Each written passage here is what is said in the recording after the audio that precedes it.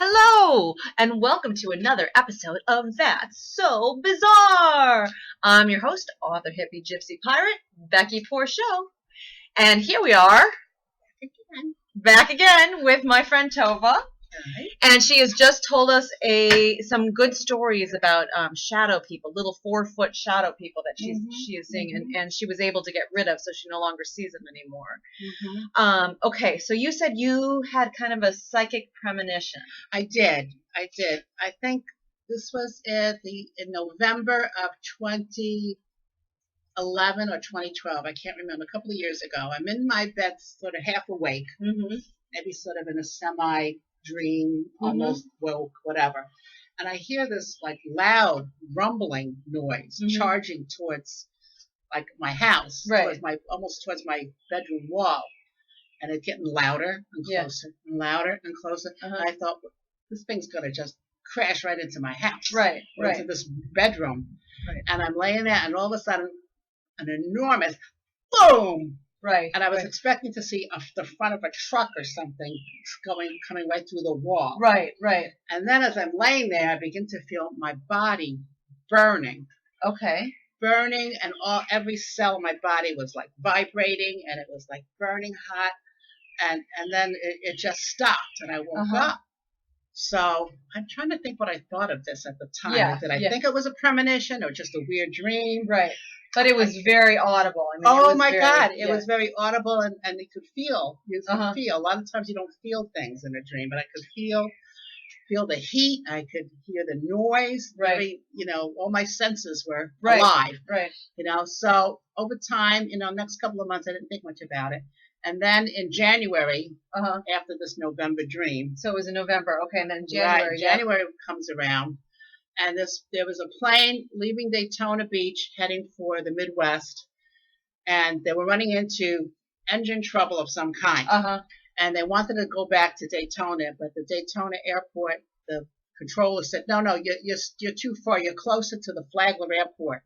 Make for the Flagler Airport. We'll alert the crews so they're out there in case of anything, whatever. So they're trying to make for and the flight path was right over, see this backyard? Right over my backyard. So and I was in the back room taking a nap that day. So I didn't even know what happened. And the plane sailed over my backyard, but then trying to make it to the runway, across Seminole Woods Parkway, it crashed into somebody's home.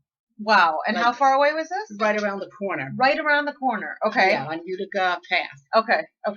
And then I heard about it, and I go outside. There's news trucks on my road, and they're, double parked, and they're swarming all over the scene. And you can't even get down the street where it happened because the NTSB hadn't arrived yet. And there was all these things that had to be settled about it. And then I found out there were 3 people on board, and they all died.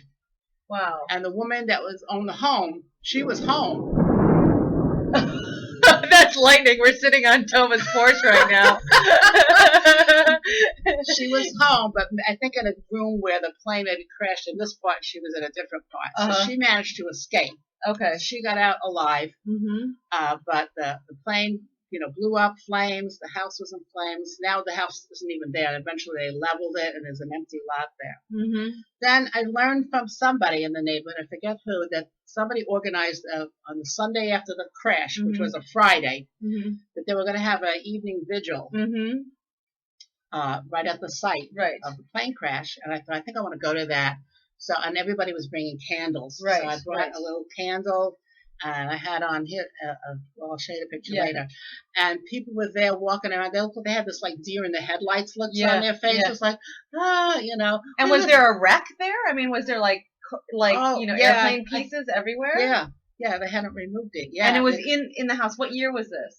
I think it was January 2012. 2012. Okay. I think. Yeah. Okay. And so we were all there gathered and talking, and the news crews were there. It was in the evening on a Sunday. And at one point, the news people were looking for anybody to talk to. Well, Tova's never at a loss for words.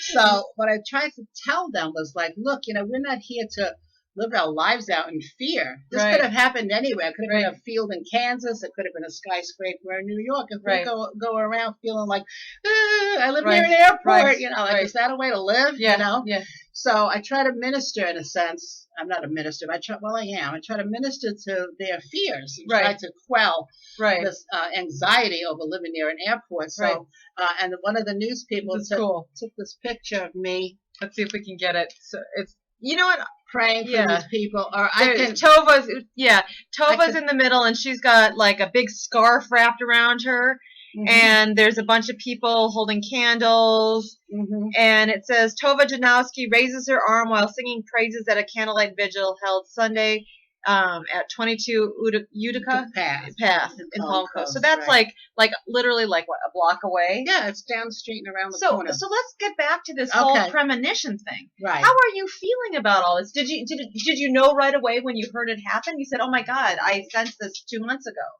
I think I did. I think I realized, like, oh, that's what that was about. Right. That was that dream telling me there was going to be a crash. And even though I felt my body burning, I wasn't affected by it. So I wasn't quite sure, other than I think this was God's way of letting me know that He will at times show me things that are going to happen. Right. Whether it's something I'll escape from or I'll die in or whatever, I don't know. But that He will show me stuff. Right. And to use that. Right. To whatever His purposes are. Well, you have a really strong faith, and maybe when we come back, you can tell us some of your stories, more of your the religious angle you have on some of your stories. Sure. Okay. Thank you so much. Okay. Thank you. All right. Thank you guys for watching, and remember, don't stop believing.